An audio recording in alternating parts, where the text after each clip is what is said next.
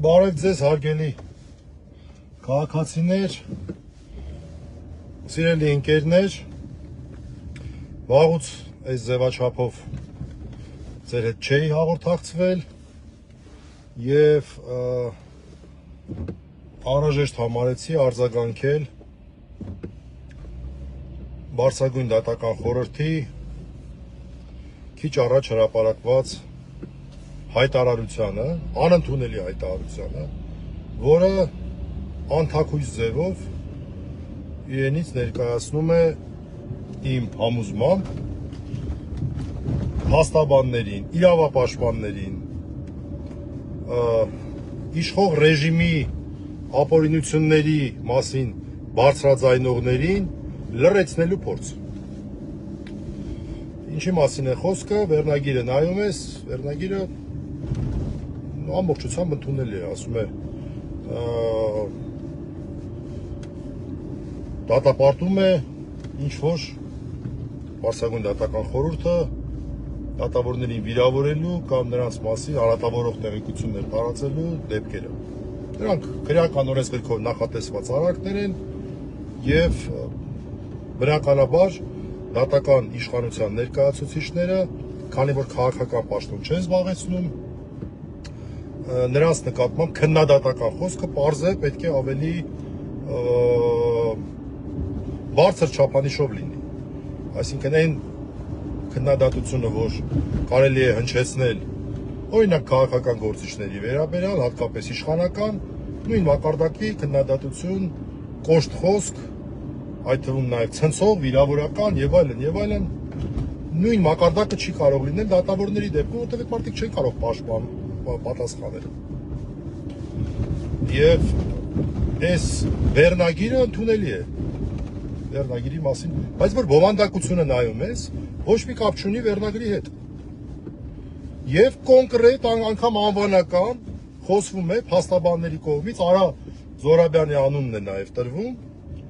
եւ լայն լսարան ունեցող փաստաբանների մասին է խոսում, չգիտեմ ես լայն լսարան ունեն թե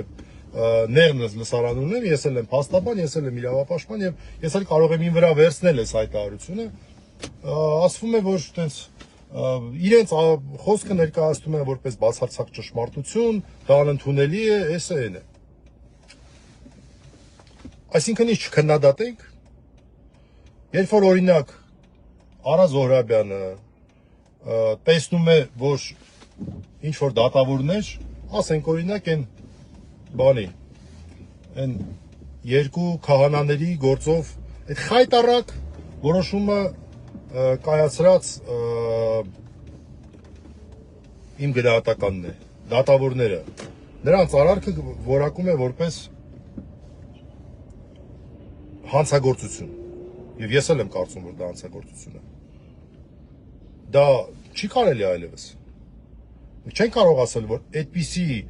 եկեղեցուն վերաբերող, ներքին գործերին վերաբերող հայցերը վարույթ ընդունելը դա խայտառակություն է։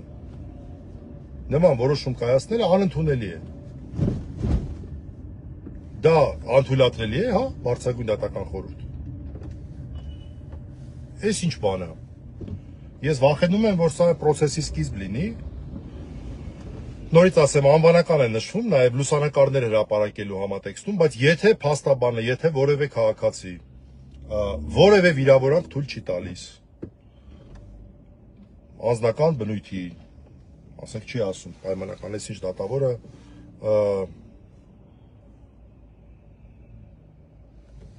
անձնական որակումներ։ Սրիկա է, չգիտեմ, այլանդակ է, այս ինչ է, ինչ է, կամ օրինակ չի նրանց վերաբերյալ տեղեկություններ հրապարակում արատավորման նպատակով։ Օրինակ չի ասում, որ սաղ օրը ինտերնետում են բանանում տենց փոխանակ գործով զբաղվեն, սաղ օրը Facebook-ներից դուրս չեն գալի։ Դեպ ես օրինակ եմ ասում, որով որ իրական օրինակ է, որով որ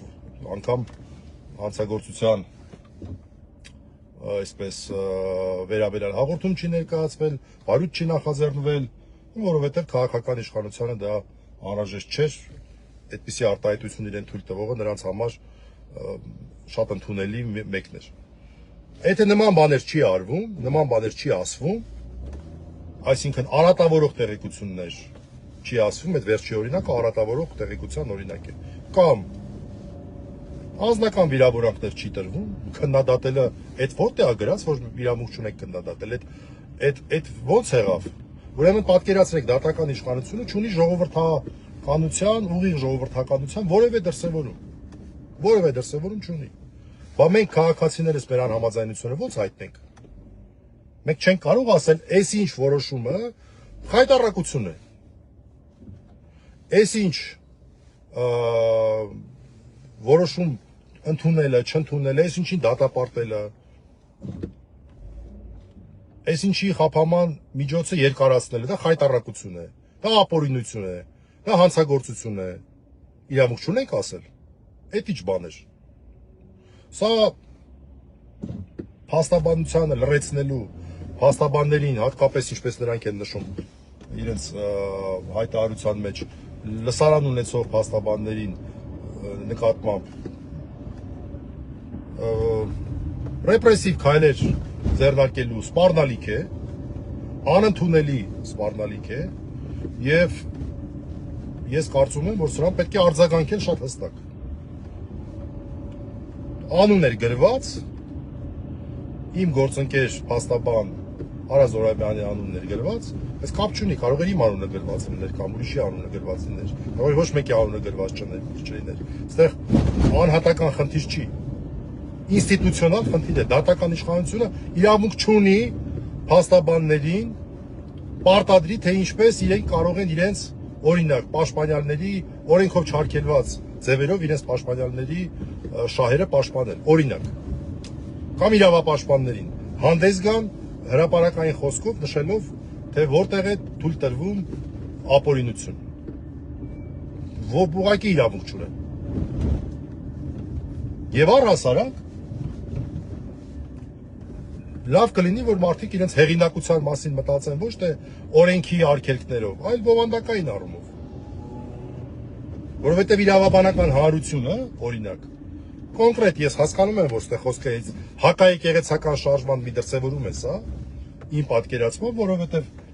դա Արա Զորաբյանի անունը նշելը դրա մասին էր, Արա Զորաբյանը միայն այդ երկու դատավորների լուսանկարներն է հրապարակել, որոնք որ այդ երկու բաների նախկին քահանաների կարգալույցների հայցն էին վարույթ ընդունել եւ հայցի ապահովման միջոց են կիրառել։ Եվ գիտեք ինչ կա, սա դրա դրսևորում է։ Եվ ես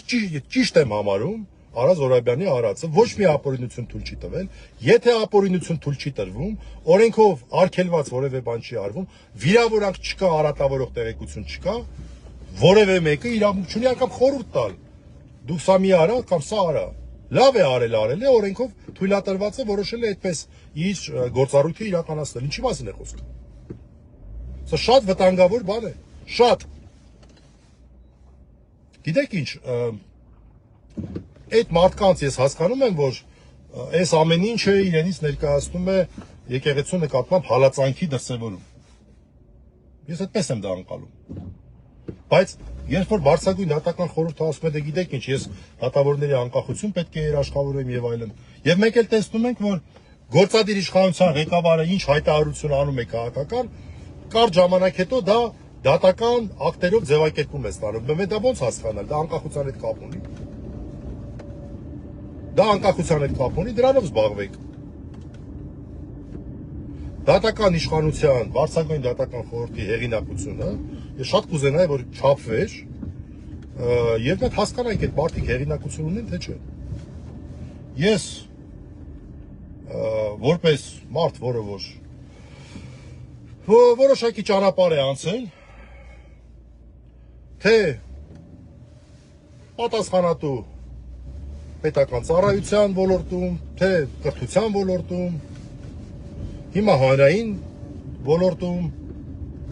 գիտության ոլորտում, ինչու՞ չէ, դա ասեմ։ Ես կարծում եմ, որ այն մարդիկ, ովքեր որ դատական իշխանությամբ են զբաղվում, եւ չունեն ցավոք սրտի այն հեղինակությունը, որը իրավունք նրանց կվերապահեր իրենց մոտեցումները դարձնել տրենդային։ Այսինքն իրենք ու չեն կարող եւ չեն կարողացել այդ հեղինակությունը ունենալով գաղափարական պայքարով ցույց տալ, որ դե գիտեք ինչ կա, ճիշտ է, որ սա այսպես արվի կամ սխալ է, որ նա այդպես արվի։ Եվ դա փոխարինում է